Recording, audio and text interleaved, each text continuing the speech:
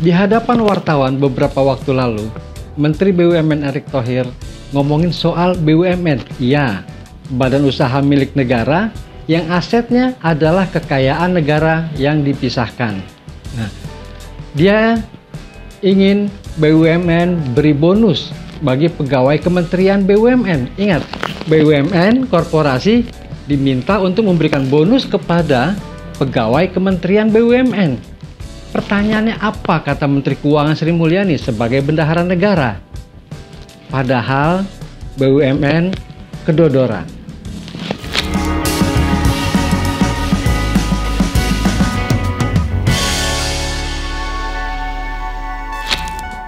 Jangan salah sangka, ini bukan soal Erick Thohir atau Sri Mulyani menjadi calon presiden, calon wakil presiden, calon lurah, calon bupati, atau calon gubernur. Tidak.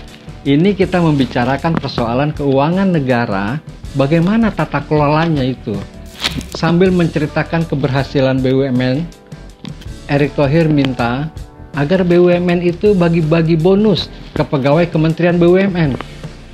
Nah, katanya Menteri Keuangan sudah setuju. Apa benar? Belum tentu.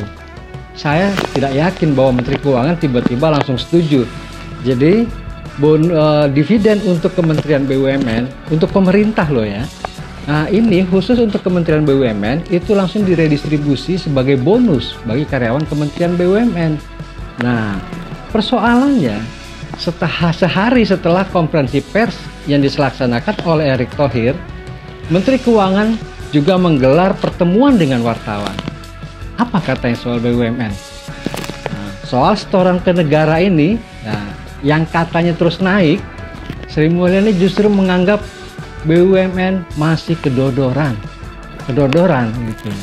Nah, sebagai bendahara negara, tentu Menteri Keuangan paling hafal soal setoran BUMN ini.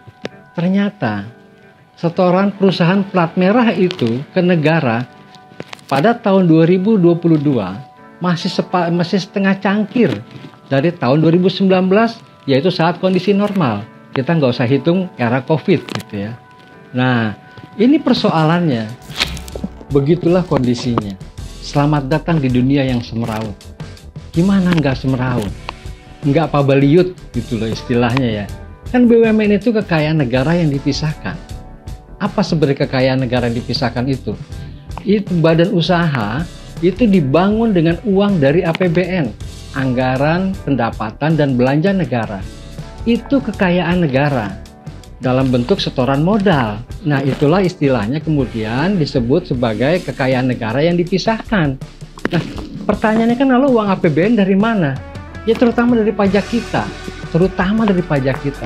Kalau kurang buat kebutuhan belanja pemerintah, ya biasanya pemerintah cari pinjaman gitu.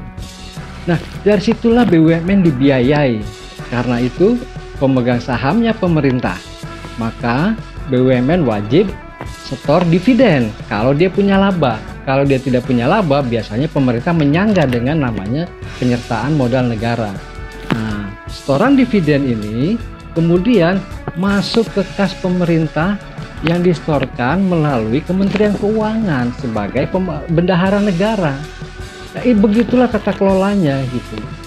Nah, tapi kemudian yang seperti disampaikan oleh Pak Erick Thohir itu, setoran BUMN dalam bentuk dividen mau disawer ke pegawai Kementerian BUMN.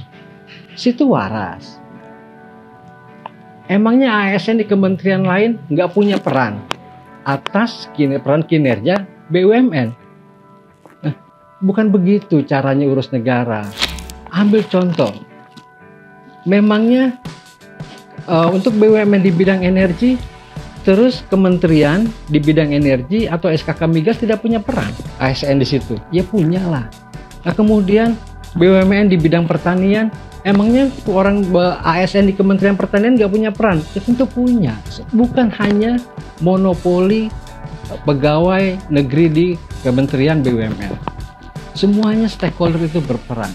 Nah, kalau dengan cara keputusan diambil begitu saja, dibagi-bagi seperti itu, seperti pernyataannya Menteri BUMN itu, saya khawatir Menteri BUMN lupa baca satu Peraturan Presiden Nomor 119 Tahun 2017 tentang tunjangan kinerja pegawai di lingkungan Kementerian Badan Usaha Milik Negara, atau Regulasi Peraturan Pemerintah tentang perubahan ke-17 Peraturan Pemerintah Nomor 7 Tahun 1977 tentang gaji pegawai negeri sipil.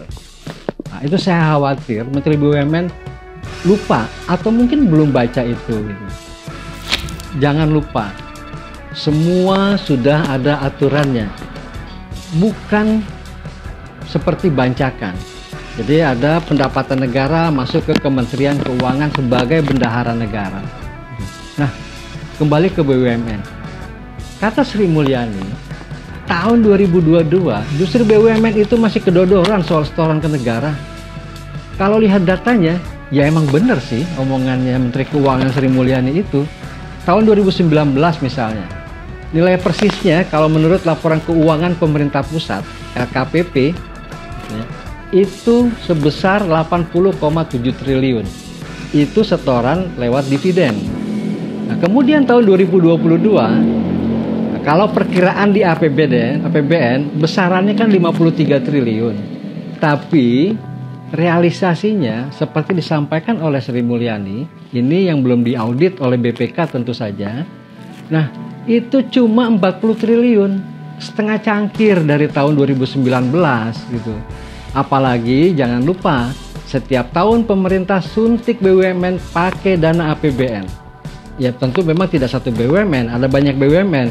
Tapi setiap tahun itu APBN menganggarkan triliunan. Tahun 2022 misalnya, suntikan dana dalam bentuk penyertaan modal negara sampai 38 triliun. Dan tahun 2023 ini nilainya membengkak. Totalnya 69,8 triliun. Dibulatkan jadi 70 triliun. Bayangin, perusahaan yang dibentuk pemerintah setiap tahun ada anggaran yang dalam tanda kutip vitamin dari APBN yang nilainya triliunan.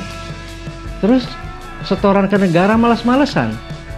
Kalau sudah setor, ada kementerian yang ingin bagi-bagi di kementeriannya. Situ waras. Eling lan waspada, jangan lupa ngopi.